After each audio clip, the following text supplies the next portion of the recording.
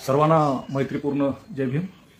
बहुजन संघटक या फेसबुक पेजवरती मी हर्षवर्धन कोल्हापुरे, डॉक्टर बाबासाहेब आंबेडकर महाविद्यालय लातूर।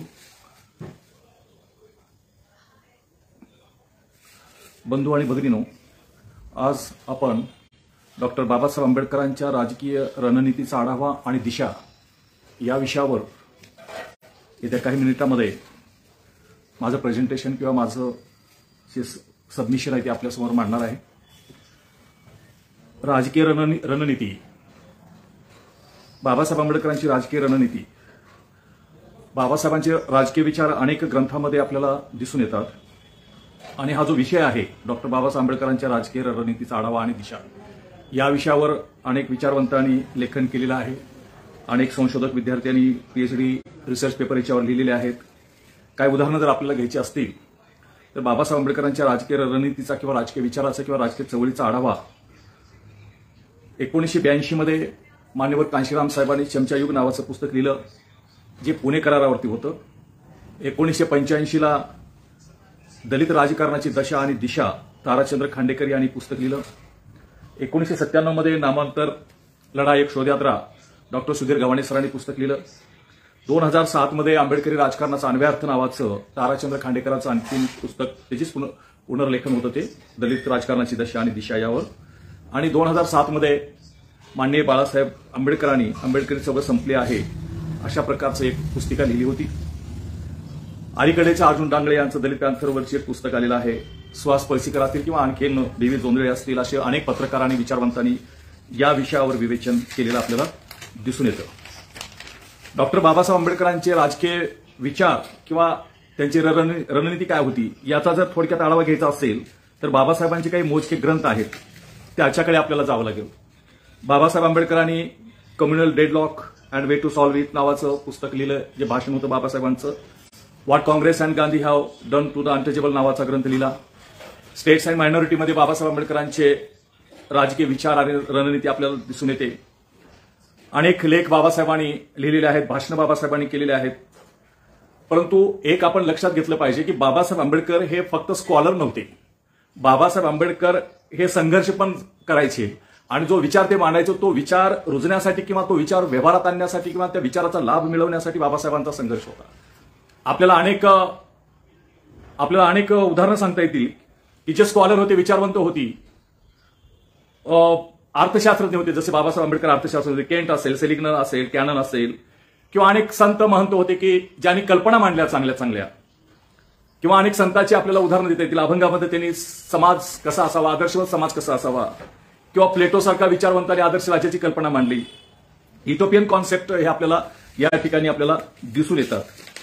म्हणून बाबासाहेब आंबेडकरांचा जो विचार आहे, बाबासाहेब आंबेडकरांची जी रणनीती होती, ही रणनीती आपल्याला विशेषत्वाने बाबासाहेबांनी जे रानडे, गांधी आणि जिना हे पुस्तक लिहिलेलं आहे त्याच्यामध्ये आपल्याला बाबासाहेब आंबेडकरांच्या राजकीय रणनीती कशी असावी या बाबतीमध्ये आपल्याला थोडीशी माहिती मिळत असते।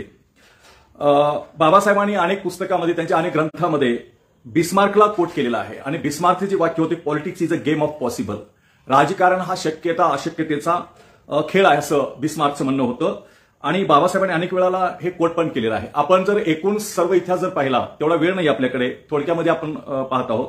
बाबासाहेबांचा पुणे करार असेल किंवा साऊथ ब्युरो कमिटीकडे दिलेलं बाबासाहेबांची साक्ष असेल, किंवा मग बाबासाहेब आंबेडकरांनी जे पक्ष काढले, लेबर पार्टी असेल किंवा शेड्यूल कास्ट फेडरेशनचा असेल, हे बाबासाहेबांच्या राजकीय रणनीतीचाच भाग होता। शेड्यूल कास्ट फेडरेशनची स्थापना, जी क्रिप्स योजना आली होती, स्टॅफर्ड क्रिप्स योजना, त्यांच्यासमोर साक्ष देण्यासाठी शेड्यूल कास्ट फेडरेशन आणि मायनॉरिटी, ज्याला मायनॉरिटी म्हणजे बाबासाहेबांनी स्टेट्स अँड मायनॉरिटीमध्ये जे सांगितले ते दलित आहेत, शेड्यूल कास्ट आहेत, त्यांच्या हिताचं रक्षण करण्यासाठी बाबासाहेब आंबेडकरांनी साक्ष गरजेची होती आणि ती साक्ष देण्यासाठी शेड्यूल कास्ट फेडरेशनची स्थापनेची गरज होती, हे आपल्याला लक्षात घेतलं पाहिजे। बांधवांनो, आपल्याला काही गोष्टीचा उहापोह या ठिकाणी करणं आवश्यक आहे। मी जे मांडणी करणार आहे, ह्या मांडणीमध्ये जे आढावा आपण घेत आहोत, मी जसं पहिलं सांगितलं की अनेक लेखकांनी, अनेक विचारवंतांनी याच्यावरती लिखाण केलेलं आहे। अनेक गोष्टी आपल्यासमोर मांडण्यात आलेल्या आहेत। पुणे करारामध्ये बाबासाहेब आंबेडकरांची रणनीती काय होती यावर विस्तृत लिखाण अनेक पुस्तकामध्ये, अनेक ग्रंथामध्ये आलेलं आपल्याला दिसून येतं। त्याच्यामुळे मी त्याच्यावर जास्त फोकस नाही करणार। आपल्याला कमी जास्त प्रमाणामध्ये अनेक व्याख्यानामध्ये किंवा बाबासाहेबांचे पुस्तक आणि अनेक त्यांची भाषणं उपलब्ध आहेत आपल्याकडे, ते आपण वाचू शकता। मुद्दा असा आहे की जी रणनीती आहे ही बाबासाहेबांच्या महापरिनिर्वाणच्या नंतर ती रणनीती आपण रुजवण्यामध्ये यशस्वी झालो का, हा प्रश्न आहे. आपण पॉलिटिकल बाबासाहेबांचा जो मंत्र होता, political power is such a master key by which you can open each and every lock, या दृष्टीनं आपण काही काम केलेलं आहे का? किंवा बाबासाहेबांचे जे लेफ्टनंट होते नंतरच्या काळामधले, महापरिनिर्वाणच्या नंतर जे झालेले, त्यांनी मग हे बाबासाहेबांची जी रणनीती होती किंवा बाबासाहेबांना जे एस्टॅब्लिश करायचं होतं, जे बाबासाहेबांचं स्वप्न आपण प्रिअम्बलमध्ये पाहू शकतो की कोणत्या प्रकारची सोसायटी, कोणत्या प्रकारचा समाज, कोणत्या प्रकारची आर्थिक लोकशाही, कोणत्या प्रकारची सामाजिक लोकशाही, कोणत्या प्रकारची राजकीय लोकशाही बाबासाहेबाला अपेक्षित होती, ती रुजवण्यासाठी आपले जे बाबासाहेबांच्या महापरिनिर्वाणाच्या नंतर जे लेफ्टनंट होते त्यांनी काय केलेलं आहे का, काम केलेलं आहे का, या दृष्टीने आपल्याला काही विचार करावा लागेल. मुळात या विषयाची मर्यादा अशी आहे की आपलं जे ज्या चळवळी झालेल्या आहेत हे महाराष्ट्र केंद्रित झालेले आहेत. म्हणजे महाराष्ट्रात एकूण एंटायर भारतामध्ये बहुजन समाज पार्टीचा जर अपवाद सोडला तर त्याच्यानंतर ज्या चळवळी झालेल्या आहेत त्या महाराष्ट्रामध्ये झाल्या. महाराष्ट्रामध्ये जे लेफ्टनंट होते बाबासाहेबांचे अनुयायी म्हणून स्वतःला जे समजत होते किंवा वारसदार म्हणून जे राजकीय वारसदार समजत होते, ते महाराष्ट्रामध्ये सुद्धा पुन्हा प्रदेशामध्ये सीमित झालेले होते. काही लोक हे विदर्भामध्ये होते, खोब्रागडे साहेबांचं नाव घेता येईल, गवई साहेबांचं नाव घेता येईल. यांचा जो प्रभाव होता हा वेगवेगळ्या ठिकाणी आपल्याला प्रदेशामध्ये आपल्याला दिसून येतो. महाराष्ट्रामध्ये सुद्धा वेगवेगळ्या प्रदेशामध्ये आपल्याला दिसून येतो. मला जी चर्चा करायची आहे ती चर्चा आजच्या अनुषंगाने जास्त मला ती संयुक्तिक वाटतं. मी पुन्हा आपल्याला सांगू इच्छितो की बाबासाहेबांचा जी रणनीती होती या बाबतीमध्ये अनेक ग्रंथ, अनेक पुस्तकं उपलब्ध आहेत.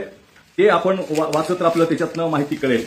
माझा जो फोकस आहे आजच्या काळामध्ये, हा फोकस बाबासाहेबांची जी रणनीती होती, बाबासाहेबांनी जे अपेक्षित होतं ते करण्यासाठी बाबासाहेबांनी एक पुस्तक लिहिलेलं आहे, थॉट्स ऑन पाकिस्तान, किंवा त्याला पाकिस्तान किंवा पार्टिशन ऑफ इंडिया नावाचा जो ग्रंथ आहे. याच्यामध्ये बहुजन समाजाचं राजकारण कसं असावं, बहुजन समाज म्हणजे जे मायनॉरिटी म्हणून एकत्र येतात, या मायनॉरिटीचा आदर्श बाबासाहेबांनी थॉट्स ऑन पाकिस्तान जे माता रमाईला अर्पण बाबासाहेबांनी केले, त्याच्यामध्ये मी जास्त तपशिलामध्ये जात नाही.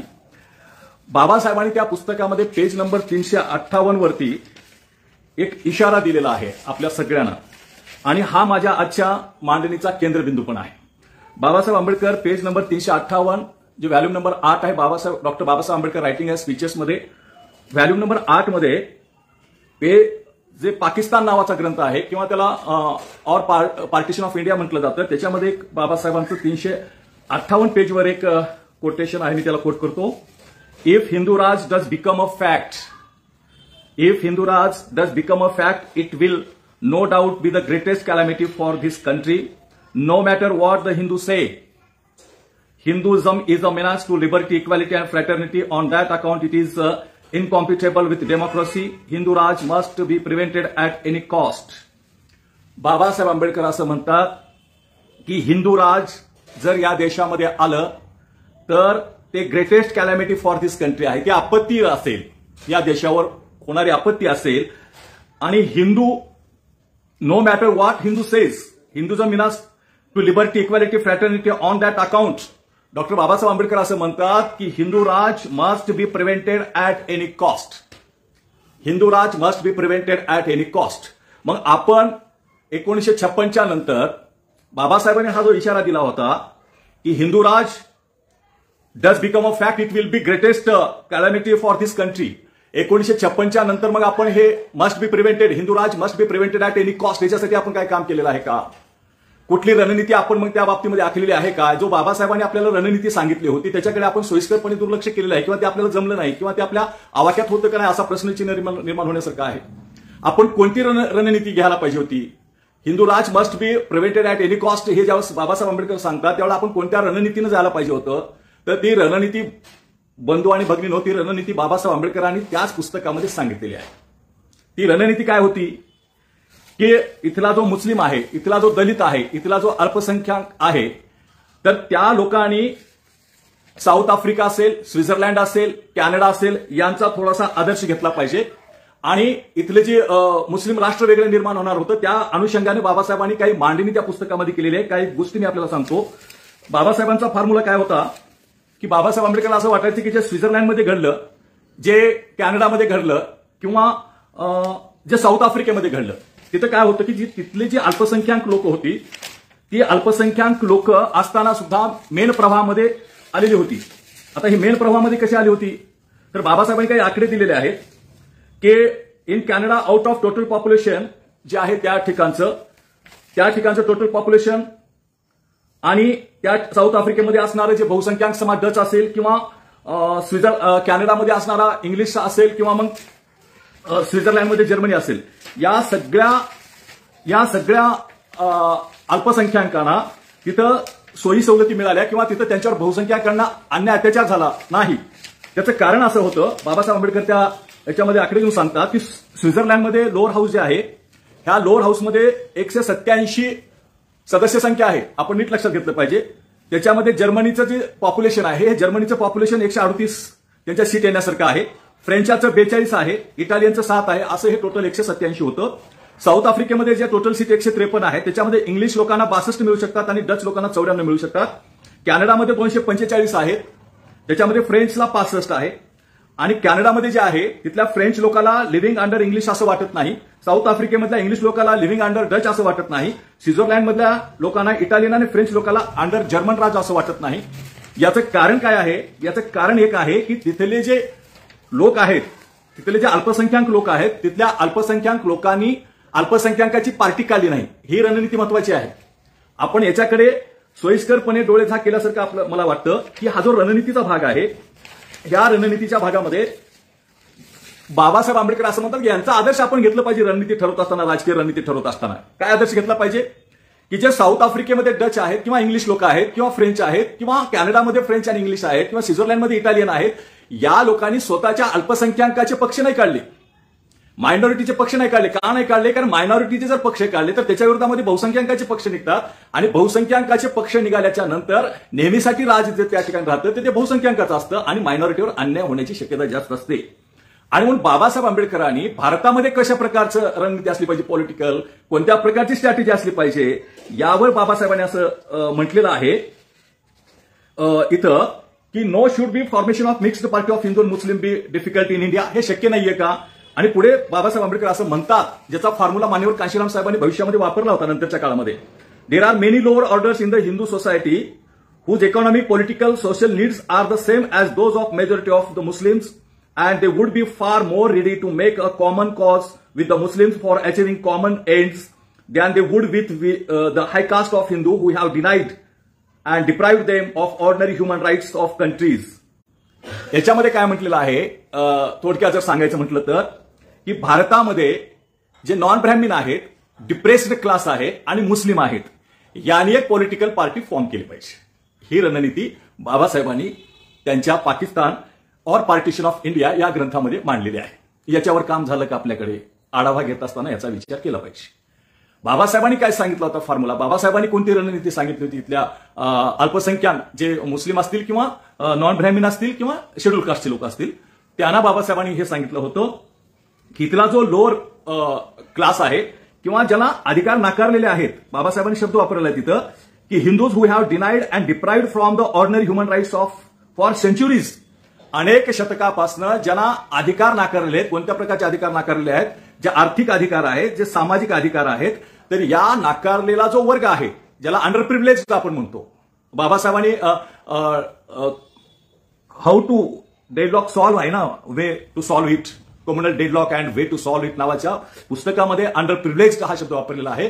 आणि अंडर प्रिव्हिलेज म्हणत असताना या ठिकाणी बाबासाहेबांनी इकॉनॉमिकली, सोशली जे डिप्राइव्ड आहेत आणि जे हायकास्ट हिंदू नाहीयेत, ज्यांना डिनाईड केलेलं आहे, deprived them of ordinary human rights सुद्धा नाही त्यांच्याकडे, ज्यांच्याकडे ऑर्डिनरी ह्युमन राईट्स सुद्धा इथल्या व्यवस्थेने दिले नाहीत, त्या लोकांना एकत्र करून मुस्लिम, नॉन ब्राह्मण आणि हे जे लोअर सो कॉल्ड म्हणून त्याला आपण लोक आहेत, ज्यांना ऑर्डिनरी ह्युमन राईट्स सुद्धा इथं मिळालेले नाहीत, या लोकांनी एकत्र येऊन आपली रणनीती ठरवली पाहिजे. आणि जे इंडियन कॉन्स्टिट्यूशनच्या प्रिअम्बलमध्ये सांगितलेला जो समाज आहे, सोशली, इकॉनॉमिकली वगैरे वगैरे, किंवा आपल्या फंडामेंटल राईट्समध्ये जो सांगितलेला समाज आहे, तो निर्माण करण्यासाठी अशा प्रकारचे मास्टर की जी पॉलिटिकली की आहे, जी पॉलिटिकली पॉवर आहे ती अचीव्ह केली पाहिजे. त्याचा फॉर्म्युला बाबासाहेबांनी हा सांगितलेला आहे. मला वाटतं की बाबासाहेबांनी 3 शब्द वापरलेले आहेत: Muslim, the non Brahmins and depressed classes united together and work the reform as member of one team from 1920 to 1937. याच्यामध्ये जे घडलेलं होतं, म्हणजे हे काय बाबासाहेबांनी पहिल्यांदा नाही सांगितलं. आपल्याला माहित असेल, पुणे कराराच्या वेळेला महात्मा गांधीजींनी मुस्लिमांना सांगितलं होतं की तुमच्या 14 मागण्या आम्ही मान्य करतो, आणि एवढं बाबासाहेबांनी या पुस्तकामध्ये हे पण वापरलेलं आहे की महात्मा गांधी हे मुस्लिमांना ब्लँक चेक द्यायला तयार होते, पण दलितांना अधिकार द्यायला तयार नव्हते. आणि मग ही जी युनिटी होती राऊंड टेबल कॉन्फरन्समध्ये, पुणेकरांच्या पूर्वी राऊंड टेबल कॉन्फरन्स जी झाली, त्या राऊंड टेबल कॉन्फरन्समध्ये मुस्लिम आणि दलितांची युनिटी होती, हा इतिहास आहे. आणि म्हणून त्याची पुनरावृत्ती करणं गरजेचं आहे की ते महात्मा गांधीजींच्या सांगण्यावर त्यांनी भूमिका नाही बदलली मुस्लिम नेत्यांनी किंवा लिडरनी. आणि म्हणून हा दाखला देऊन बाबासाहेब आंबेडकर असं म्हणतात की नॉन ब्राह्मिन्स, डिप्रेस्ड क्लासेस आणि Muslim united together and work the reform. आणि या पद्धतीनं रणनीती आपण आखली पाहिजे. हा फॉर्म्युला मान्यवर कांशीराम साहेबांनी 1984ला जी बहुजन समाज पार्टी स्थापन केली त्याच्यामध्ये त्यांनी 85% हे सूत्र वापरलं. आणि या 85% मध्ये किंवा बामशेरचं जे लॉंग फॉर्म आहे त्याच्यामध्ये सुद्धा हाच मुद्दा आहे. इथला जो बॅकवर्ड क्लास आहे, मायनॉरिटी आहे, यांचं जे ऑर्गनायझेशन आहे, यांचं जे फेडरेशन आहे, त्यालाच 85% हा फॉर्म्युला देऊन 15 वर्षच 85 या पद्धतीनं राजकारण केलेलं आहे. मला वाटतं की हे जे सूत्र आहे या सूत्राप्रमाणे आपण पुढे जायला पाहिजे होतं, परंतु आपण या पद्धतीचं कुठलंही 1956च्या नंतर काम केलेलं आपल्याला दिसून येत नाही. आणि आपले जे लढे होते, आपले लढे हे शिष्यवृत्तीच्या प्रश्नावर झाले, आपले लढे हे गायरानाच्या प्रश्नावर, अर्थात हे कमी महत्वाचे आहेत असं माझं म्हणणं नाहीये, परंतु जो संदेश आपल्याकडे देण्यात आलेला होता, ज्या संदेशामध्ये असं म्हटलं होतं की political power is a master की, त्या मास्टर कीकडे आपण गेलेलो नाहीत. आणि ते कसं जायचं ह्याचा सुद्धा फॉर्म्युला, याची सुद्धा रणनीती बाबासाहेबांनी सांगितलेली होती. परंतु आपण जे त्या दृष्टीने म्हणू, आपण कम्पॅरेटिव्हली म्हणू फार तर आपण की कमी महत्वाचे होते ते विषय आपण घेतले आणि आपण काय म्हणतो आपण दुर्लक्ष या पद्धतीने केले की ज्याच्यामुळे आज आपल्याला हे हिंदू राज आल्याजमा आहे. आल्याजमा म्हणजे डिक्लेरेशन फक्त बाकी आहे. आणि बाबासाहेबांनी जर सांगितलं होतं की Hindu Raj must be prevented at any cost, at any cost हा शब्द महत्वाचा आहे. हे आपल्याकडे सांगितलं जात नाही. कोणतीही जीवाची बाजी लावून आपल्याला हे रोखणं गरजेचं होतं, परंतु आपण ते रोखले गेले नाही. त्याची कारणं अनेक आहेत बांधवांनो. ताराचंद खांडेकर साहेबांनी त्याच्यावर खूप चर्चा केलेली आहे, त्यांच्या पुस्तकामध्ये आपल्याला ते दिसून येईल. परंतु ठळक मुद्दे आपल्याला जर घेता आले तर आपल्याला असं म्हणता येईल की जे आपलं राजकारण होतं हे परावलंबी राजकारण होतं. म्हणजे रणनीती आपण ठरवतच नव्हतो. आपला जे स्वाभिमान होता, अहमपणा होता, तो आपल्यासाठीच होता. आणि आपले जे लीडर होते, या लीडर लोकांनी म्हणजे त्यांच्यामध्ये मला नावं ठेवत बसायचं नाही त्यांना सगळ्यांना, परंतु जे राजकारण झालेलं आहे आपल्याकडे, या राजकारणामध्ये जे लीडर होते ते लीडर दुसऱ्या पक्षाच्या तिकिटावर लढायचे. मी स्वतः पाहिलेलं आहे. नाव असतं रिपब्लिकन पार्टी ऑफ इंडिया, परंतु साध्या नगरसेवकाचा फॉर्म भरताना सुद्धा त्याला काँग्रेस पक्षाचा एबी फॉर्म जोडलेला असतो. आणि त्यांना असं सांगितलेलं असतं की काँग्रेस पक्षाचा जर पंजा असेल तरच आपण निवडून येऊ शकतो. एवढंच नाही तर जे स्वतःला राष्ट्रीय पक्षाचे अध्यक्ष समजायचे ते सुद्धा विधानसभेचं निवडणुकीला उभं राहिल्यानंतर ते सुद्धा काँग्रेस पक्षाचा एबी फॉर्म जोडायचे. आणि काँग्रेस पक्षाच्या नेत्यांच्या, सोनिया गांधी असो किंवा त्यावेळेचे कोणी नेते असो, त्यांच्या सभा घेण्यासाठी हे तारखा मिळवायची. म्हणजे हे जे आपल्याकडे घडलेलं आहे हे अत्यंत चुकीचं घडलेलं आहे. किंवा आपलं जे परावलंबी राजकारण होतं त्याचे हे आपल्याला मिळालेले आजचे हे दिवस आहेत, आपण असं त्याला म्हणू शकतो. बांधवांनो, आपल्याकडे आणखीन काही गोष्टीचा उहापोह करणं गरजेचं आहे की हिंदू राज का नको आहे. कारण बाबासाहेबांनी सांगितलेलं आहे की Hindu society is not a democratic society. म्हणजे ते डेमोक्रेसीच्याच विरोधामध्ये असणारी सोसायटी आहे. आणि त्याच्यामध्ये मग हिंदू राज्य असतं की दलित लोकांना, इथल्या शेड्यूल कास्ट लोकांना गुलाम करण्यासाठी ते आलेलं असतं. हे आपल्याला नीटपणाने लक्षात घ्यावं लागेल. आणि मग बाबासाहेबांचा जो विचार होता, राजकीय विचार, हा आपण रणनीतीमध्ये कमी पडल्यामुळं, आणि रणनीतीमध्ये काय कमी पडलो, कारण बाबासाहेबांनी जे रानडे गांधी आणि जिना ह्या पुस्तकामध्ये जो उहापोह केलेला आहे या विषयाच्या अनुषंगानं, तोच या ठिकाणी आपल्याला डबल जो लिबरल पार्टीसाठी बाबासाहेबांनी केलेला आहे तोच आपल्याला आरपीआयसाठी इथं नाईलाजानं करावा लागतो.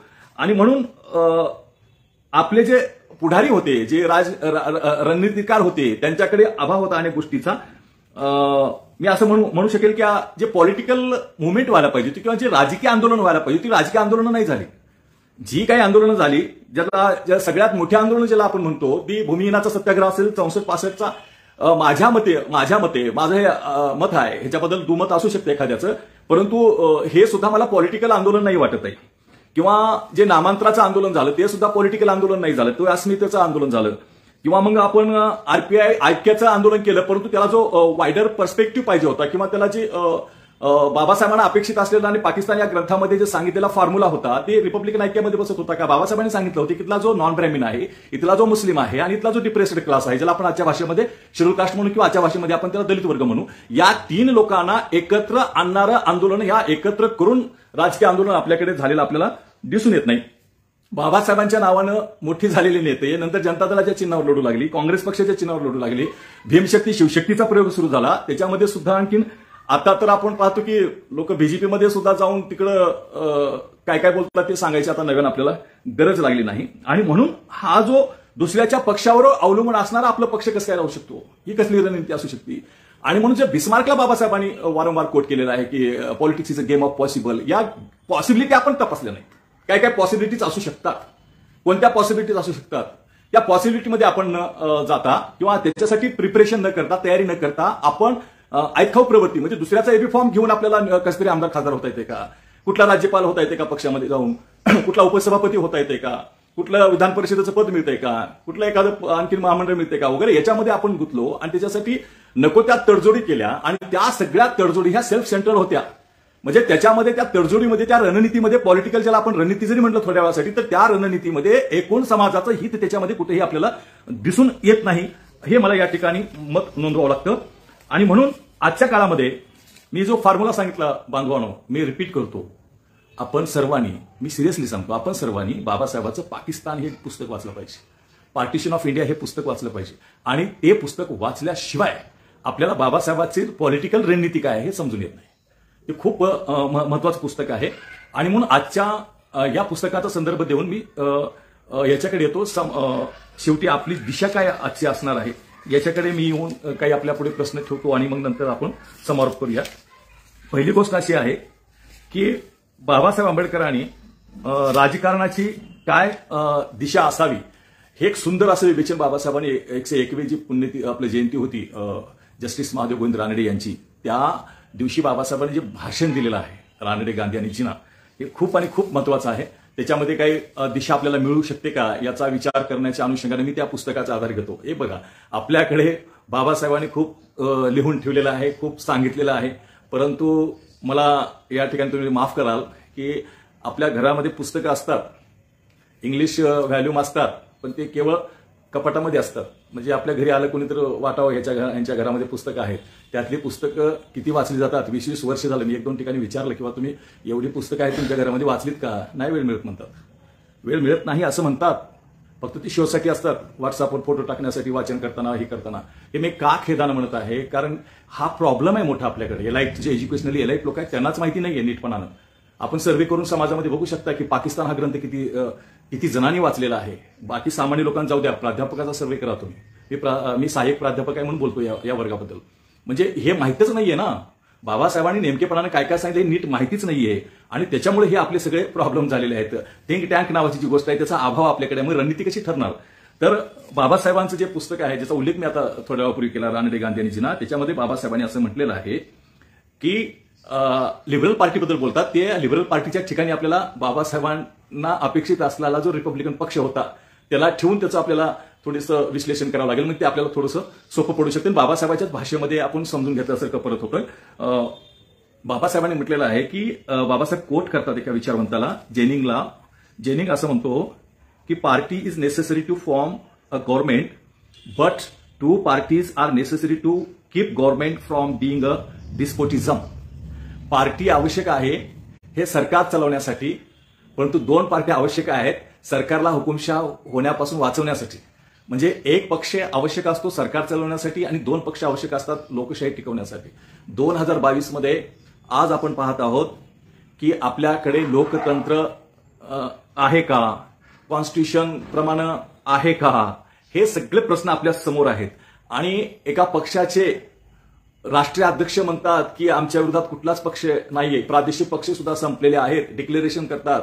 आणि बाबासाहेबांना तर असं अपेक्षित आहे की ऍटलिस्ट 2 पार्टी असल्या पाहिजे, तर तिथं लोकशाही असं आपण म्हणू शकतो. मग ही रणनीती ठरवण्यामध्ये जो रिपब्लिकन पक्ष पंजाबमध्ये अपोजिशनमध्ये होता, तो पक्ष आपल्याकडे का नाही राहिला, कुठली रणनीती कमी पडली. बहुतांश नेते त्यावेळेचे एक जागा घेण्यामध्ये आणि आमदारकी खासदारकी सांभाळण्यामध्येच मशगूल झाले होते. तर त्यांची नियतच जर चांगली नसेल तर ती रणनीती काय ठरवणार. आणि बाबासाहेबांच्या रणनीतीचा काय आढावा घेणार, काय कोणती दिशा देणार ते? त्यांना फक्त एकच होतं की भंडारीने बाजी मार दी, रुपवतेने बाजी मार दी, बीसी कांबळेने बाजी मार दी. ही ज्यांची मी नावं घेत आहेत हे सर्वजण किंवा दादासाहेब गायकवाडासहित 1971 ची युती झाली होती काँग्रेससोबतची एका जागेसाठी, त्या सगळ्यांनी बाबासाहेबांचं जे राजकीय रणनीतीचा अभ्यास करून पुढे जायला पाहिजे होतं, नवी दिशा द्यायला पाहिजे होती, ते झालेलं नाही. आणि म्हणून आज 2022 मध्ये या लेवलला आपण आलेलो आहोत की अपोजिशन पार्टी सुद्धा शिल्लक आहे का नाही अभिमानानं सांगतात. एका पक्षाचे पुढारी अभिमानानं सांगतात की हम उनको विरोधी पक्ष पद भी नहीं मिलने देंगे. कोणत्या पद्धतीचं? आणि म्हणून हिंदू सोसायटी जी आहे ही अनडेमोक्रेटिक आहे असं बाबासाहेब आंबेडकर म्हणतात. अँटी डेमोक्रेसी आहे, याच्यासाठीच उल्लेख केलेला आहे त्याच पुस्तकामध्ये आहे. अनडेमोक्रेटिक, अँटी लिबर्टी नाही त्या ठिकाणी, फ्रॅटर्निटी नाही. आणि हे मोठ्या अभिमानानं म्हणतात. ही अभिमानाची गोष्ट आहे का की हम उनको अपोजिशन का पद भी नहीं मिलने देंगे.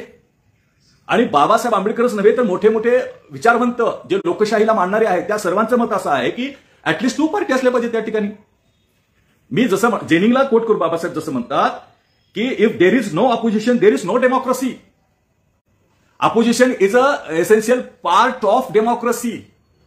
जर अपोजिशन नसेल तर डेमोक्रेसी नाही हे जेनिंगनं म्हटलेलं आहे. जेनिंग हा कॉन्स्टिट्यूशन मधले एक्सपर्ट आहेत ना, त्यांचं म्हणणं आहे आणि त्याला कोट केले बाबासाहेबांनी. त्यांना कोट करून म्हणतात की there is no opposition there is no democracy. मग हे डेमोक्रेसी जर अपोजिशन नसेल तर डेमोक्रेसी राहणारच नाही. सरकार तर मग एक पार्टी पण चालू होते ना. मग ते फॅसिझमचं काय आहे? फॅसिझमचं म्हणणंच ते होतं ना, एकच पार्टी असली पाहिजे. मग आपली वाटचाल जी आहे सध्याच्या काळामध्ये 2022 मधली जी आपण वाटचाल कोणत्या दिशेनं चाललेली आहे आपली, याचा पण विचार आपण केला पाहिजे. Is there is something wrong in the philosophy of Ambedkar. मग आरपीआय का कोलॅप्स झाली, हा एक कोलॅप्स झाली का नाही ते तुम्ही ठरवा. मी नाही म्हणणार, पुन्हा कुणाला तरी वाटेल कोलॅप्स नाही झाली. कारण काल परवा एक राज्यसभेमध्ये म्हणले मैं अकेला हूं मेरे पार्टी का, मैं आपका चेला हूं, फलाना हूं, बिस्ताना हूं, असे आहेत. पण ज्याला आपण डेमोक्रेसी मधला जो पक्ष, जो मजबूत पक्ष म्हणतो तो पक्ष आहे का? तो आरपीआयची अवस्था तशी आहे का आजची की आरपीआयला अपोजिशन लीडर किंवा अपोजिशनचं पोझिशन मिळालेलं आहे का? का कोलॅप्स झालेला आहे? तत्वज्ञानामध्ये काही होतं का प्रॉब्लेम, किंवा पार्टीच्या वर्किंगमध्ये काही प्रॉब्लेम होता का? तर काहीच नव्हता बांधवानो. प्रॉब्लेम काय होता बाबासाहेब आंबेडकरांनी सांगितलेलं आहे त्याच पुस्तकामध्ये. आपल्याकडे पेंडल्टन हॅरिस नावाचा एक विचारवंत आहे, त्यांनी पॉलिटिक्स ऑफ डेमोक्रेसी नावाचा ग्रंथ लिहिलेला आहे. त्याला बाबासाहेबांनी परत कोट केलेला आहे. मी बाबासाहेबांनी जे कोट केलं ते सांगत आहे, माझ्या मनचं काहीच नाही सांगत आहे या ठिकाणी. आणि म्हणून त्याच्यामध्ये काय सांगितलेलं आहे की रणनीती ठरवत असताना, पक्ष चालवत असताना पक्षाची एक प्रकारची रचना असली पाहिजे, स्ट्रक्चर असलं पाहिजे. कसं स्ट्रक्चर असलं पाहिजे? 3 वर्तुळ असले पाहिजेत. पहिल्या वर्तुळामध्ये हायकमांड, ज्याला पक्षाचे रणनीतिकार म्हणू आपण किंवा पक्ष चालवणारे नेते म्हणू आपण. हायकमांड हा शब्द त्या पुस्तकामध्ये हॅरिस यांनी, पेंडल्टन हॅरिस यांनीच वापरलेला आहे. पॉलिटिक्स ऑफ डेमोक्रेसी नावाच्या ग्रंथामध्ये बाबासाहेबांनी त्या पुस्तकाला कोट केलेलं आहे. आणि दुसरं जे सर्कल असतं, हे दुसरं सर्कल हे ऑफिस बेररचं असलं पाहिजे. म्हणजे जे दुसरं सर्कलमधले जे लोक आहेत, जे ऑफिस बेरर आहेत, त्यांची कमिटमेंट 100% पक्षाच्या प्रती असली पाहिजे, पक्षाच्या पॉलिसीच्या प्रती असली पाहिजे. रणनीती ठरवण्यामध्ये त्यांचा योगदान असलं पाहिजे, त्यांनी वेळ दिला पाहिजे. ऑफिस बेरर, पुन्हा इमोशनल लॉयल्टी असली पाहिजे त्यांच्याकडे, इन्स्पिरेशन असलं पाहिजे, इन्स्पायर केलं पाहिजे लोकांना. आपण पराभूत होत असलो तरी आपण लढायला सांगितलं पाहिजे. शिवाजी महाराजांचं आपण उदाहरण पाहतो की ते अफजल खानाचा खून हे देवीच करणार आहे असं त्यांनी इन्स्पायर केलं. बाबासाहेबांनी अनेक वेळा इन्स्पायर केलंय. कांशीराम साहेबांचे उदाहरण मी आपल्याला या ठिकाणी मुद्दाम होऊन देतो, कारण मी स्वतः त्या पक्षात राहिलेला आहे. त्याच्यामुळे माझा जो सोर्स आहे हा बहुजन समाज पार्टीचा असतो. आज मी बहुजन समाज पार्टीमध्ये नाहीये, मी सोडलेला आहे. आय लेफ्ट बीएसपी इन 2009 मध्ये, 9 मध्ये मी सोडलेले आहे. तो भाग वेगळा, जाऊ द्या. माझा मुद्दा असा आहे की इन्स्पायर केलं पाहिजे, हायकमांड इन्स्पायर केलं पाहिजे, किंवा जे ऑफिस बेरर असतात, सेकंड सर्कलमधले जे पुढारी असतात, त्यांनी सामान्य जनतेला इन्स्पायर केलं पाहिजे. एक उदाहरण मी आपल्याला सांगू इच्छितो. ज्यावेळेस मान्यवर कांशीराम साहेब हे राजीव गांधीजींच्या विरोधामध्ये इलेक्शनला उभा राहिले आणि अर्थात पराभूत पण झाले. आणि मग पराभूत झाल्यानंतर पत्रकारांनी विचारलं कि भाई आप तो राजीव गांधी के खिलाफ चुनाव लड़े, कि आपको पता नहीं था कि आप चुनाव हारने वाले हैं? साहेबांनी दिलेलं जे उत्तर आहे मान्यवर कांशीराम साहेबांनी, ते महत्वाचं आहे. ते इन्स्पिरेशन कसं असतं ते पहा तुम्ही. कांशीराम साहेब असं म्हणाले कि मैं जानता था मैं हारने वाला हूं, फिर भी मैं चुनाव लड़ा. इसलिए चुनाव लड़ा क्योंकि मैं मेरे लोगों को बताना चाहता था और जताना चाहता था कि बापू के बच्चों के खिलाफ बाबा का बच्चा इलेक्शन लढ सकता है. हे इन्स्पायर असलं पाहिजे. पराभूत झालं तरी इन्स्पिरेशन असलं पाहिजे. एक वेळेस हे उदाहरण सांगून मी पुढच्या उदाहरणाकडे जातो. एक वेळेस बहुजन समाज पार्टीचं ज्यावेळेस सरकार उत्तर प्रदेशमध्ये आलं त्यावेळेचे काँग्रेसचे नेते एनडी तिवारी वगैरे असं, म्हणजे पराभूत झाल्यानंतर इन्स्पिरेशन आणि विजय झाल्यानंतर सुद्धा इन्स्पिरेशन कसं असतं पहा कार्यकर्त्याला दिलं जाणार नेत्याकडनं. तर त्यावेळेस मान्यवर कांशीराम साहेब गाडीमध्ये बसून आतमध्ये चालले होते मंत्रालयामध्ये आणि मंत्रालयाच्या बाहेर पावसामध्ये वगैरे एनडी तिवारी निदर्शनं करत होते उघड्यावरती. तेव्हा पब्लिकमध्ये कांशीराम साहेबांनी सांगितलं एका भाषणामध्ये की मुझे आज बहुत खुशी हो गई, बोले मैं मंत्रालय में अंदर जा रहा था और एनडी तिवारी बाहर धरने पर बैठा था और हमारे खिलाफ नारे लगा रहा था, मुझे बहुत खुशी हो गई क्योंकि ये काम आज तक हम करते थे, अब तुम करो. म्हणजे कार्यकर्त्याला इन्स्पायर करता आलं पाहिजे. हे इन्स्पिरेशनचा अभाव आपल्याकडे ह्या महाराष्ट्रामध्ये जे राजकारण झालं त्याच्यामध्ये आपल्याला दिसून येतो. आयडियाज आणि सिम्बॉल्स आपल्याला वापरता आले पाहिजेत. हे रणनीतीचाच भाग आहे. वेगवेगळ्या घोषणा ज्या दिल्या जातात, जय भीम वालो का नारा आहे किंवा वेगवेगळे सिम्बॉल असतात, मग ते हत्ती असेल, निळा झेंडा असेल किंवा बाबासाहेबांचं आणखीन काही सिम्बॉल असतील, हे सिम्बॉल पण आपल्याला वापरते आले पाहिजेत. आणि ते वोट फॉर पार्टी, काही लोक असे असले पाहिजेत जे फक्त पार्टीसाठी वोट करावे त्यांनी, हे सुद्धा रणनीतीचा भाग आहे. आणि रादर दॅन दे पार्टी रेकॉर्ड, पार्टी हारती है या जीतती है इससे कोई मतलब नाहीये. आपलं वोट जे आहे, आपलं वोट पार्टीला गेलं पाहिजे, त्या फिलॉसॉफीला गेलं पाहिजे, त्या नेत्याला गेलं पाहिजे. अशा प्रकारचं एक आपल्याला करता आलं पाहिजे. आणि सगळ्यात महत्वाचं, जिथं बाबासाहेबांचं राजकारण करणारे पुढारी कमी पडले आपण असं म्हणू शकतो, तो भाग आहे प्लॉटिंग पॉप्युलेशन जे आहे. प्लॉटिंग पॉप्युलेशन म्हणजे जे समूह बाहेर आहे, तिसऱ्या वर्तुळावर राहणारा. अमेरिकेमधला एक चालता आपल्याला एक उदाहरण देऊ इच्छितो. रॉबर्ट डहाल नावाचा एक अमेरिकन थ्योरिस्ट आहे, एक विचारवंत आहे. मॉडर्न पॉलिटिकल अनालिसिस नावाचं त्याचे पुस्तक आहे प्रसिद्ध. त्यांना असं त्रिशंकू एक आकृती काढून त्यांनी राजकारणाचा सहभाग सांगितलेला होता. पहिला जो भाग आहे त्रिशंकूमधला वरचा, त्याच्यामध्ये पॉवरफुल म्हणजे ज्यांच्याकडे सत्ता असते, सत्ताधारी पॉवरफुल असा एक वर्ग दाखवलेला आहे. त्याच्या खालोखाल पॉवर सिकर म्हणजे त्या पॉवरफुल वर्गात जाण्यासाठी जो संघर्ष करतो त्याला पॉवर सिकर म्हटलेला आहे. आणि तिसरा वर्ग आहे पॉलिटिकल, म्हणजे जो पॉलिटिकल वर्ग आहे तो पॉवर सिकर मध्ये जात नाही, पॉवरफुल मध्ये जात नाही, फक्त तो पॉलिटिकल राहतो. फक्त त्याला कळतं की राजकारण म्हणजे काय, कोण काय बोलतं काय नाही, तो सज्ञानी आहे राजकारणाच्या दृष्टीनं, म्हणून त्याला आपण पॉलिटिकल म्हणतो. आणि शेवटी तळागाळामधला सगळ्यात खालचा वर्ग म्हणजे आहे तो आहे अपॉलिटिकल. अपॉलिटिकल म्हणजे ज्याला जत्रेला जायचंय का मतदान करायला जायचंय, लग्नाला जायचंय का आपण देशाचं सत्ता कोणाच्या हातामध्ये देतो त्याला जायचं, ह्याच्यातला काही फरक कळत नाही. काहीतरी देण्याघेण्याहून जे मतदान केलं जातं तर त्याला आपण अपॉलिटिकल असं म्हणतो. आणि या दृष्टिकोनातनं आपल्या ज्या चळवळीतलं जे नेतृत्व होतं त्या नेतृत्वाने ह्या फ्लॉटिंग पॉप्युलेशनकडे अक्षम असं दुर्लक्ष केलेलं आहे. त्यांना या समूहामध्ये आणलेलं नाहीये. कुठल्या समूहामध्ये, पॉलिटिकल सिकरच्या, पॉवर सिकरच्या समूहामध्ये आपण आणलेलं नाही. किंवा आपल्यालाही कधी वाटलं नाही की आपण पॉवर सिकर आहोत, पॉवरफुल आपण होऊ शकतो, एक्सेप्ट बहुजन समाज पार्टी. मी बहुजन समाज पार्टीचा अपवाद करून या ठिकाणी सांगतो आपल्याला की कुठल्याही पक्षाने असं लोकांना सांगितलं नाही की आम्ही सत्तेमध्ये जाणार आहोत किंवा आम्हाला सत्ता हस्तगत करायची आहे किंवा आम्हाला सत्तेमध्ये जाऊन हे करायचंय. अशा प्रकारचे स्वप्न सुद्धा लोकांना यांनी दाखवलेले नाहीत. फक्त युतीचं गठबंधनचं राजकारण, 1-2 सीटवरचं राजकारण, त्याच्यामध्ये फारसं मी बोलणार नाही, ते आपल्याला सर्वांना ज्ञात आहे. त्याच्यामध्ये ते काही मी नव्यानं आपल्याला सांगतो असं नाहीये. Second ring, the last second ring जे आहे, men are not interested in principle and policies. या पण वर्गाकडे आपण लक्ष देणं गरजेचं आहे रणनीती ठरवत असताना भविष्याची, की ज्या लोकांना काही देणं घेणं नाही. They are not interested in principle and policies. They are interested, ते फक्त आणि फक्त कशामध्ये दिलचस्पी दाखवतात किंवा त्यांच्या दैनंदिन ज्या गरजा आहेत त्या कशा भागतील, असा एक मोठा वर्ग समाजामध्ये असतो. आपण फक्त मोजपट्ट्या लावून बसत असतो की फलाण्यानं जय भीम म्हणलं का, त्याला बाबासाहेबाचं हे माहिती आहे का, त्याला हे आहे का, ते आहे का. हा तर वर्ग आवश्यक आहेच, याला आपण डिनाय नाही करत आहे, हा वर्ग पाहिजे. परंतु असा एक वर्ग समाजामध्ये असतो की त्याला काही देणं घेणं नसतं प्रिन्सिपलची, त्याला काही पॉलिसीची देणं घेणं नसतं. तो एंगेज असतो त्याचं सर्व्हाइव्ह लाईफ करण्यासाठी. त्या वर्गाला सुद्धा आकर्षित करणारी यंत्रणा किंवा त्या वर्गाला सुद्धा आकर्षित करणारी प्लॅन आपल्याकडे पाहिजे, असं बाबासाहेबांनी त्या ग्रंथामध्ये सांगितलेलं आहे. आणि पार्टी 2 वर्क्स झालं पाहिजे, म्हणजे 2 कार्य पार्टीला असले पाहिजेत. एक establish contact with the masses. आपल्याकडे मासलेस लीडर आणि लीडरलेस मास आहे.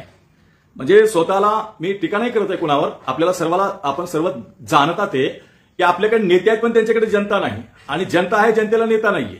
म्हणजे असं कुणीतरी म्हणतं, लातूरमध्ये काल परवाच मला म्हटलं की एक अधिकारी होते, त्यांच्याशी माझी चर्चा झाली. ते अधिकारी असं म्हणाले की 14 एप्रिलला एवढा मोठा समूह आपला जमतो बाबासाहेबांच्या पुतळ्याजवळ आणि ऊर भरून येतो म्हटले.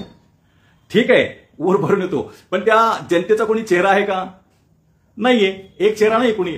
आजही असं कोणी सांगू शकत नाही की हे नेते सर्वांचे आहेत, असं नाहीये ना. म्हणून आपलं राजकारण करत असताना आपण कॉन्टॅक्टमध्ये असलं पाहिजे लोकांच्या. हे डिस्कनेक्ट आहे. कॉन्टॅक्ट विथ द मासेस जे आहे ना, मी मुद्दाम हा शब्द वापरला की मासलेस लीडर आणि लीडरलेस मास आपली अवस्था झालेली आहे. या मासेसच्या कॉन्टॅक्टमध्ये लोक असले पाहिजे, नेते असले पाहिजे, लोक म्हणण्यापेक्षा नेते असले पाहिजेत, हे एक आहे. आणि प्रोपोगंडा करता आला पाहिजे पार्टीला, त्यांचा अजेंडा सांगता आला पाहिजे. की आपण एक विशिष्ट पक्षाला पाहतो की त्यांचे काही 2-3 कार्यक्रम होते त्यांचे, तर 3 कार्यक्रमाचा त्यांनी एवढा प्रोपोगंडा केला की तुमचं एक मत म्हणजे एक व्हीट, अशा प्रकारचा प्रोपोगंडा केला. कॉमन सिव्हिल कोडवरती त्यांनी काम केलं. म्हणजे काय संबंध असतो का याच्याशी बाकीच्या लोकांचा? कॉमन सिव्हिल कोड लागू झालं तरी बाकीच्या लोकांना काय त्याचं आहे का? पण त्यांनी एक एस्टॅब्लिश केलं, एक प्रोपोगंडा तयार केला. 3 कार्यक्रम त्यांनी राबवले आणि त्या 3 कार्यक्रमाच्या आधारावर त्यांनी आज सत्ता हस्तगत केलेली आहे. म्हणजे प्रोपोगंडा हे सुद्धा पार्टीचं काम आहे. म्हणजे 2 काम एरिंग्टननं सांगितले, बाबासाहेबांनी त्याला कोट केलेलं आहे.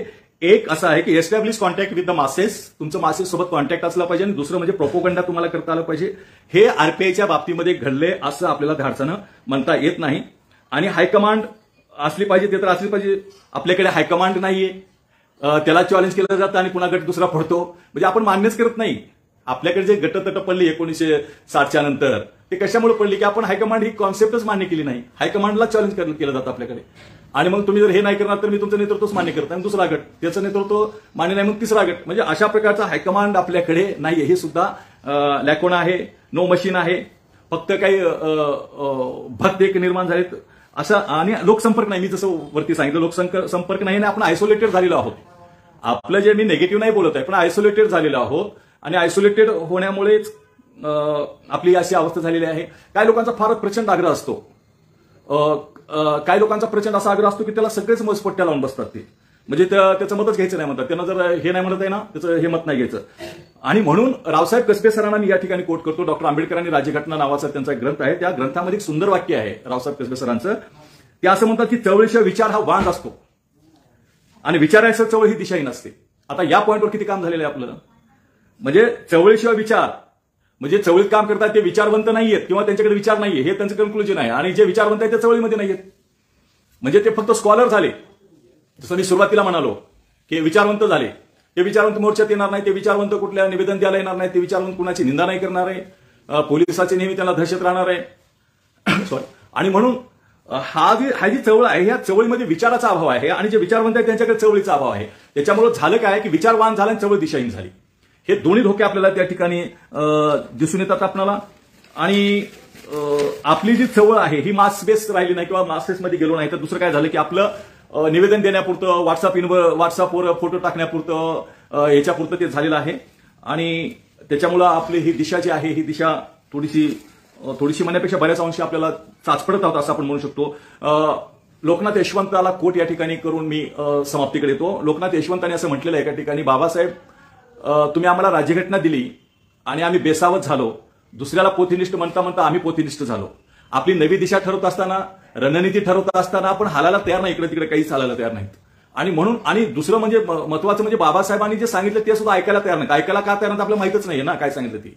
जे मी I repeat again and again, बाबासाहेबांनी नॉन ब्राह्मीण, मुस्लिम आणि डिप्रेस्ड क्लास याचं कॉम्पिटिशन करायला सांगितलं. बहुजन समाज पार्टीनं सुद्धा ते केला प्रयोग, पण तो आफ्टर कांशीराम काय झालं ते आपल्याला सगळ्याला माहित आहे. त्याच्यामुळे त्याच्यावर आपल्याला यावं लागेल. आणि आपण असं एक भ्रमात असतो नेहमीसाठी. मी जसं लोकनाथ यशवंताला कोट केलं आणि ते मुद्दाम कोट केलं की बाबासाहेब तुम्ही आम्हाला राज्यघटना दिली आणि मी बेसावत झालो, दुसऱ्याला पोथीनिष्ठ म्हणता म्हणता आम्ही पोथीनिष्ठ झालो. आपण असं मानतो की कुणाच्यातच हिंमत नाही राज्यघटना बदलायची.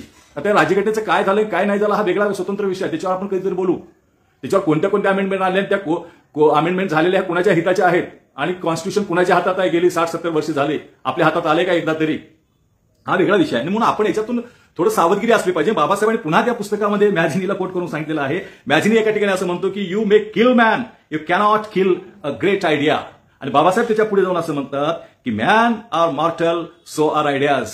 मनुष्य मृत्य आहे आणि विचार ही मृत्य आहे. त्याला जसं फुलाच्या झाडाला जसं पाण्याची गरज असते तसं विचाराला सुद्धा अन्वयाची गरज असते. आणि म्हणून आपल्या जी डोक्यात बसलेलं आहे की मी त्यांची माफी मागून बोलतो की लय मजबूत भीमाचा किल्ला हे गाणं ऐकायला ठीक आहे, परंतु हे होणारच नाही. या भ्रमामध्ये आमची राज्यघटना अशीच राहणार आहे, तर तसं ते होईल का नाही याच्यावर विचार झाला पाहिजे ना. राज्यघटना आहे आज आपल्याकडे, आहे असंच म्हणू शकतो ना आपण, परंतु राज्यघटनेचे लाभार्थी कोण आहेत? आता 1950 पासूनची लिस्ट काढा. मंत्री कोण होते, राज्यपाल कोण होते, गव्हर्नर, कुलगुरू कोण आहेत, मंत्रीची संख्या काय आहे, कोणत्या वर्गाची किती आहे, आणि आपण कुठं आहोत. आपण आधी बीपीएलमध्येच आहोत. आजही माझं नाव बीपीएल मध्ये आलं की मी खुश होतो. मंत्रिमंडळाच्या यादीमध्ये माझं नाव आल्यानंतर मी खुश व्हायला पाहिजे खरं तर. परंतु मी कधी खुश होतो, दारिद्र्य रेषेखालच्या यादीमध्ये माझं नाव आलं तर खुश होतो. म्हणजे आपण कुठं आहोत याचा विचार आपण करणं गरजेचं आहे. आणि हे कधी होईल जर डोळसपणा आला तर. आणि डोळसपणा येण्यासाठी आपल्याला पुन्हा बुद्धाकडे जाऊ, तो वेगळा विषय होईल. आणि म्हणून मी आपल्याला सांगू इच्छितो, a great man works by imposing his maxim on his disciples. म्हणून बाबासाहेबांनी जे सांगितलेलं आहे त्याच्या मार्गाने जात असताना आताच्या काळामध्ये, आताच्या 2022 मध्ये काही मॉडिफिकेशन कालानुरूप बाबासाहेबांची इच्छा होती. 368 आर्टिकल आहे कॉन्स्टिट्यूशनमध्ये की नव्या पिढीचे नवीन आव्हाने काही असतात ते स्वतंत्रपणे विचार करून त्याचे समस्या सोडवल्या पाहिजेत. आणि आपल्याकडे काय होतं की आपण एवढे दुसऱ्याला भक्त म्हणतो, पण आपण एवढे मोठे भक्त झालो की आपल्या नेत्यानं जर सांगितलं त्याच्या विरोधात ऐकायला आपण तयार नाही, कुणाचं काहीच ऐकायला तयार नाही किंवा क्वेश्चन पण रेज नाही करत आहे. आणि म्हणून बाबासाहेबांनी हे सांगितलेलं आहे त्याच ग्रंथामध्ये, रानडे गांधीजीनामध्येच. मी एवढाच एक चांगला ग्रंथ वाचला असं माझं म्हणणं आहे. A great man works by imposing his maxim on his disciple म्हणजे जो नेता असतो तो इम्पोज नाही करत त्याचे विचार, त्याला खुली छूट असते विचार करण्यासाठी. याचा अभाव आपल्या चळवळीमध्ये थोडासा दिसून येत आहे. आणि discipline should not to be वायझर. आपल्याकडे अशी एक मेथड आहे आपल्याकडे चळवळीमध्ये की जर सबऑर्डिनेट जर वर्कर असेल, कार्यकर्ता असेल एखाद्या नेत्याचा, तर तो त्याच्यापेक्षा हुशार नसला पाहिजे. म्हणजे ह्याची फार खबरदारी घेतली जाते आपल्याकडे. राजकारण करत असताना, आपण नव्या दिशेकडे जात असताना याचा पण विचार झाला पाहिजे की एखाद्या पक्षामध्ये त्या नेत्यापेक्षा हुशार माणूस जमत नाही किंवा त्याला साईड केलं जातं. हे मी बहुजन समाज पार्टीमध्ये अनुभवलेलं आहे. अनुभवातून बोलतो मी. जे थोडेसे त्या अर्थानं जे पॉलिटिक्सला लागतं त्या अर्थानं जे चांगले कार्यकर्ते असतात त्यांना सोयीस्करपणे बाजूला काढलं जातं आणि त्या कार्यकर्त्याच्या विरोधामध्ये दुसऱ्या कार्यकर्त्याला बळ दिलं जातं, जेणेकरून त्याची हॅरॅसमेंट होऊन त्यानं स्वतःहून घरी तर बसलं पाहिजे किंवा राजीनामा तर दिला पाहिजे किंवा दुसऱ्या पक्षात गेलं पाहिजे. ही जी पद्धत आहे या पद्धतीचा पुनर्विचार आपण करणं गरजेचं आहे. एकमेकाच्या प्रति रिस्पेक्ट असला पाहिजे.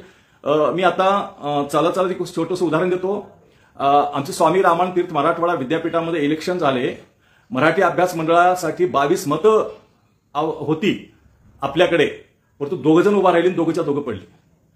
आणि याच्यामध्ये कहर असा झाला की एकमेकाचे मतं सुद्धा 2 नंबरचे एकमेकाला मिळाले नाहीत. तर 2 नंबरची मतं मिळाली असती तर तो एकदा निवडून तरी आला असता किमान. पण याची खबरदारी घेतली की मी नाही तर त्यानं पण नाही, म्हणजे दुसरे येऊ जात निवडून, दुसऱ्या विचाराची माणसं निवडून येऊ जात. बाबासाहेबांच्या विचाराची माणसं दोघांनी एकमेकाला पाडलं. दोघेही मागे हटायला तयार नाहीयेत. म्हणजे हे जे आहे की आपल्यापेक्षा हुशार माणसं पुढे येऊ नये याचा विचार आपण केला पाहिजे. मी तर असं म्हणेन की त्या नेत्यानं स्वतःहून जागा दिली पाहिजे. त्यांच्यापेक्षा जो कार्यक्षम किंवा हुशार व्यक्ती नेता जर पुढे येत असेल तर त्याला जागा करून दिली पाहिजे. हे दुसरीकडे घडतंय.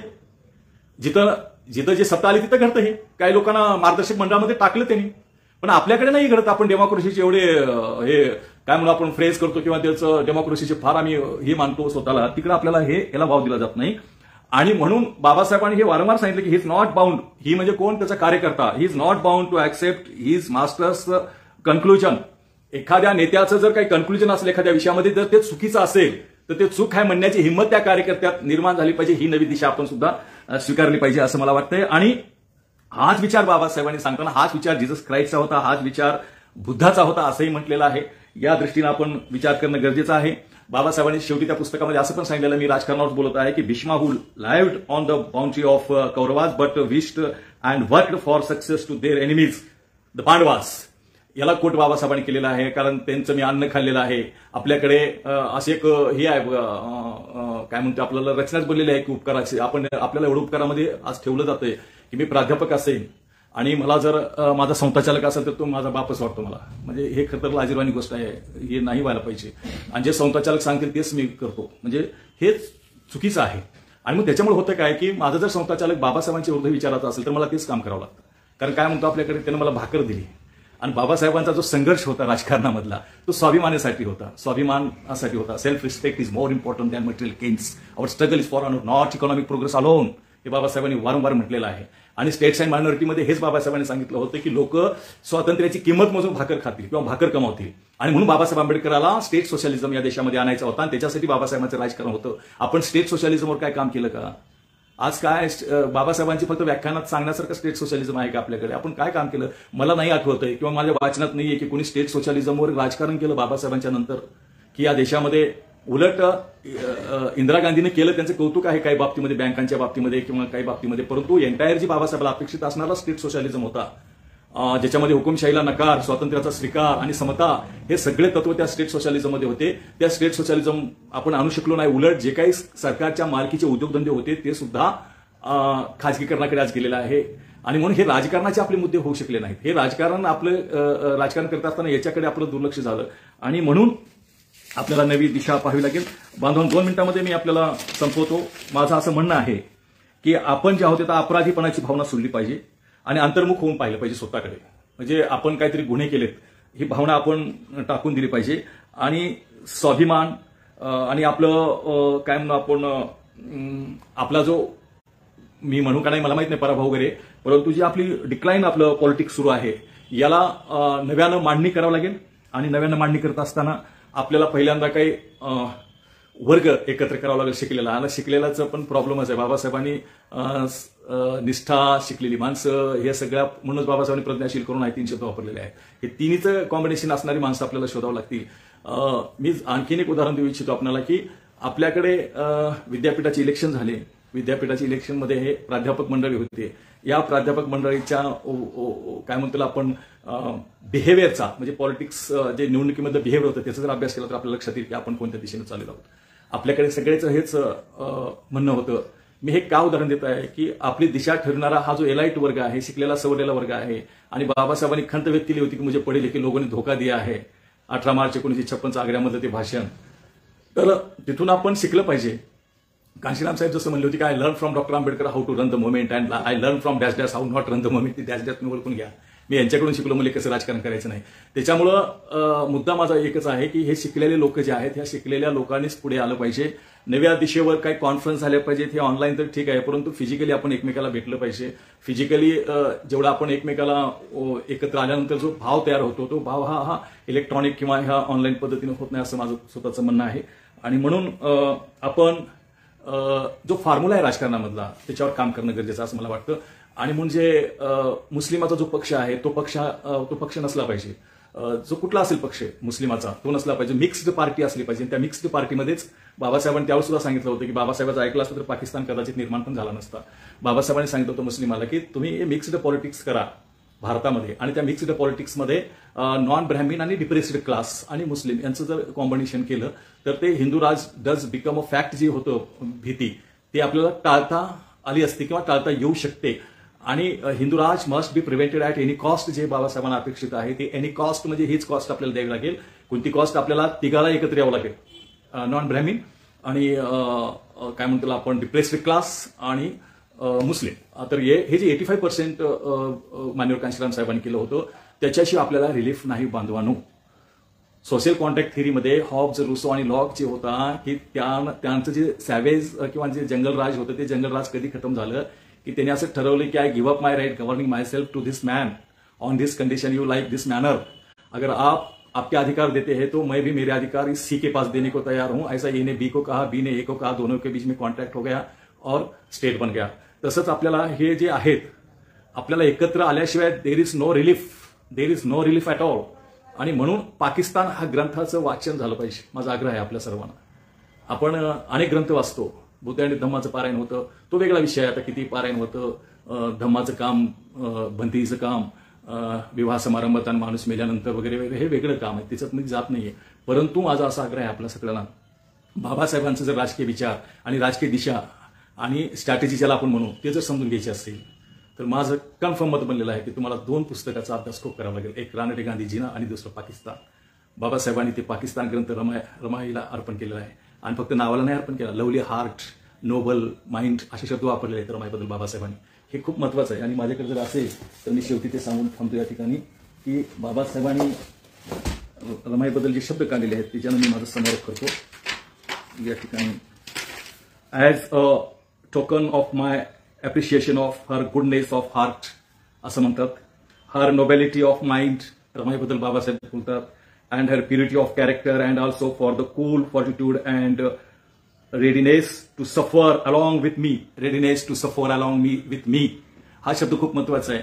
आपल्याकडे राजकारण करत असाल तर त्याच्या घरून किती सपोर्ट त्याच्या मिसेस त्या पुरुषाला मिळतो मला माहिती नाही. परंतु असं नेहमी म्हटलं जातं की फलाना माणूस एवढा मोठा झाला, त्यानं कार घेतली, त्यानं गाडी घेतलं, त्यानं पुण्यामध्ये एक बंगला घेतला, आपलं घर एकच आहे, आपल्या बाजू सुद्धा आपल्या घर आलं नाही, त्याने एवढे प्लॉट घेतले तेवढे प्लॉट घेतले. वैयक्तिक सगळं चालू आहे. याच्यावर विचार केला पाहिजे. readiness to suffer along with me which he showed in those friendliless days हा शब्द महत्वाचा आहे. of want and worries which fell to our lot. बाबासाहेबांनी फक्त नावाला अर्पण नाही केलं, रमाईच्या गुणांना अर्पण केलं. आणि हे गुण आपण घेतले पाहिजे, पुरुषांनी घेतले पाहिजे, स्त्रियांनी घेतले पाहिजे. मला डबल वाचावं वाटतं हे. As a token of my appreciation of her goodness of her heart, her nobility of mind and her purity of character and also for the cool fortitude, किती शब्द महत्वाचे आहेत, and readiness to suffer along with me which she showed in those friendless days. फार महत्वाचा शब्द आहे. Of want and worries which fell to our lot.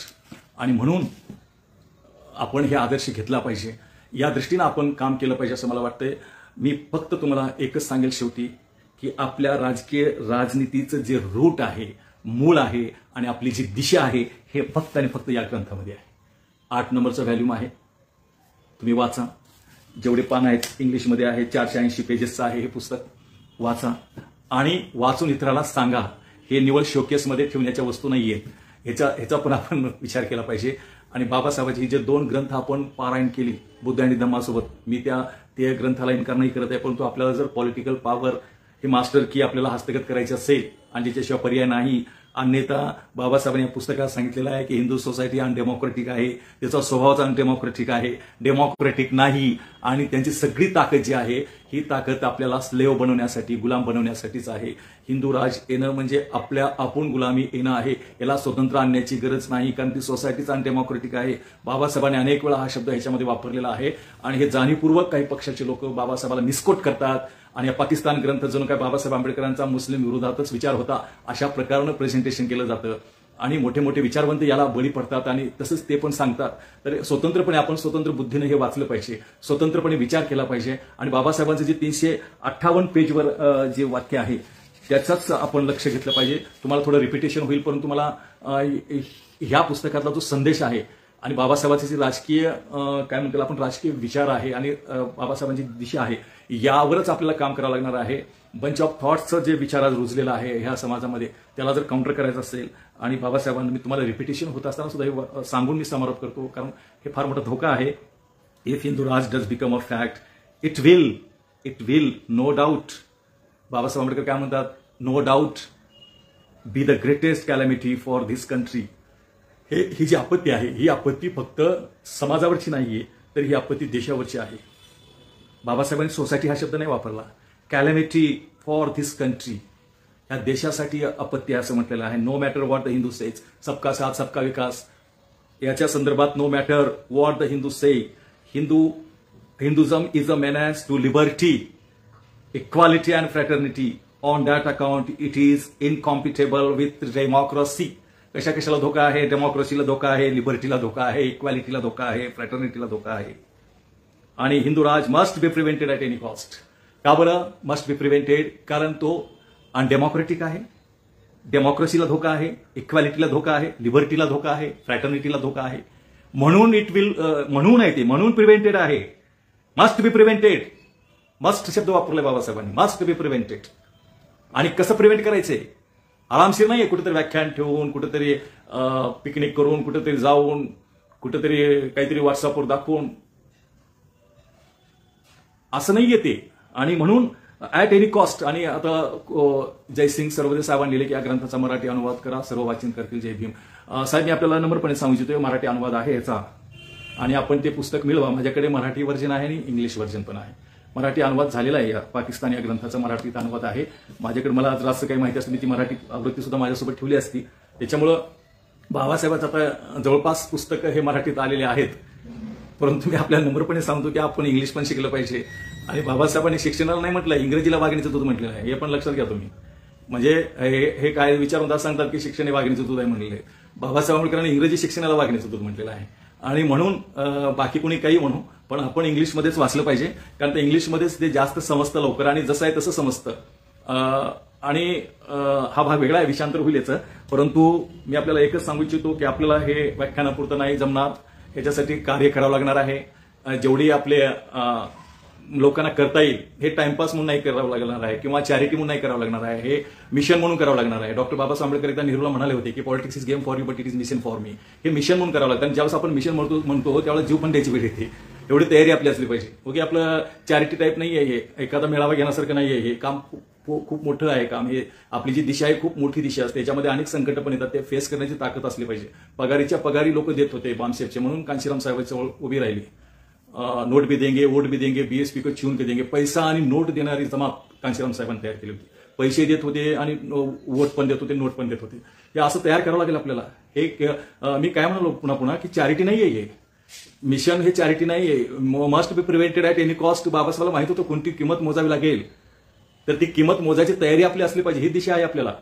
आणि मी नाहीये, बाबासाहेबांनी सांगितलेला फॉर्म्युला आहे तो, की या तिघांना एकत्र यावं लागेल डेमोक्रेसीमध्ये, आणि हे आपल्याला डिफेंड करावं लागेल. आणि to save constitution, to save nation आणि टू सेव्ह डेमोक्रेसी साठी आपल्याला हे काम करावं लागेल. It's not for society. बाबासाहेबांनी ह्याला कॅलॅमिटी फॉर द कंट्री हा शब्द वापरलेला, हे लोकांमध्ये रुजवावं लागेल आपल्याला. आपण सांगताना कधी कधी लोकांना असं वाटतं की हे यांच्या समाजाचं काहीतरी सांगा, यांच्या समाजाच्या हिताचं आहे. असं नसतं ते. हे कंट्रीच्या हिताचं आहे म्हणून आपल्याला लोकांना सांगावं लागेल. हे देशाच्या हिताचं काम आहे म्हणून लोकांना सांगावं लागेल. Hindu Raj must be prevented for the sake of country, हे सांगावं लागेल लोकांना आपल्याला. Not sake for the Dalit community किंवा मुस्लिम कम्युनिटी, असं नाहीये ते, किंवा ओबीसी कम्युनिटी. हे in the interest of country आहे. Hindu Raj must be prevented in the interest of the country, ही आपल्याला लोकांना सांगावं लागेल. असं अनेक व्याख्यानातून आपल्याला हे करता येईल. बहुत बहुत धन्यवाद. मला बहुजन संघटनेनं ही संधी दिली की ती त्यांच्या याला मी उतरलो, हे लोक ठरवतील. परंतु माझा एक प्रयत्न होता की मला जास्त अकॅडमिक भाषण करायचं नव्हतं. मला बाबासाहेबांचा फक्त तोच विचार आपल्या समोर सांगायचा होता. दोनच विचार होते त्याच्यामध्ये. एक होतं की Hindu Raj must be prevented, आणि दुसरं होतं की ते कसं प्रिव्हेंट करायचं. त्याचा जो बाबासाहेबांनी फॉर्म्युला दिलेला आहे, जे स्वित्झर्लंडमध्ये घडलं, जे साऊथ आफ्रिकेमध्ये घडलं, जे कॅनडामध्ये घडलं, तर त्याचं अनुकरण इकडे केलं पाहिजे. आणि मायनॉरिटीनं मायनॉरिटीचे पक्ष नाही काढले पाहिजे. हे आपण मुस्लिमांना पण सांगितलं पाहिजे, सर्व जातीच्या लोकांना सांगितलं पाहिजे की जातीवर आधारित पक्ष नसले पाहिजेत. विशेषतः अल्पसंख्याकाचे तर नसलेच पाहिजे. जर अल्पसंख्याकाचे पक्ष निघाले की आपोआप बहुसंख्याकांचे पक्ष सत्तेमध्ये येतात, कारण त्यांच्याकडे बहुसंख्याक मेजॉरिटी असते. तर हा धोका स्वित्झर्लंड आणि कॅनडा आणि साऊथ आफ्रिका ह्या 3 देशाचे चांगले उदाहरणं, वाईट चांगले उदाहरण शिका म्हणले बाबासाहेबांनी त्यांच्याकडनं. आणि ते मायनॉरिटीमध्ये असून सुद्धा, म्हणजे साऊथ आफ्रिकामध्ये डच मेजॉरिटीमध्ये आहेत, इंग्लिश मायनॉरिटीमध्ये आहेत, कॅनडामध्ये फ्रेंच मायनॉरिटीमध्ये आहे, स्वित्झर्लंडमध्ये जर्मन मेजॉरिटीमध्ये आहे, इंग्लिश मायनॉरिटीमध्ये आहेत, इटालियन मायनॉरिटीमध्ये आहेत, तरी पण ते सत्तेमध्ये आहेत.